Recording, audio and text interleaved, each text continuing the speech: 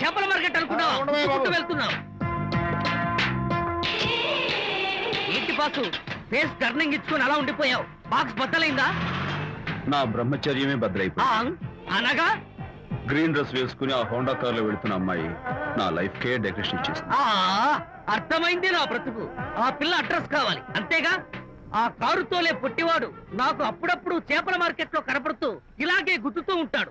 వాడికి వల వేస్తా, ఆ పిల్ల అడ్రస్ పట్టేస్తా.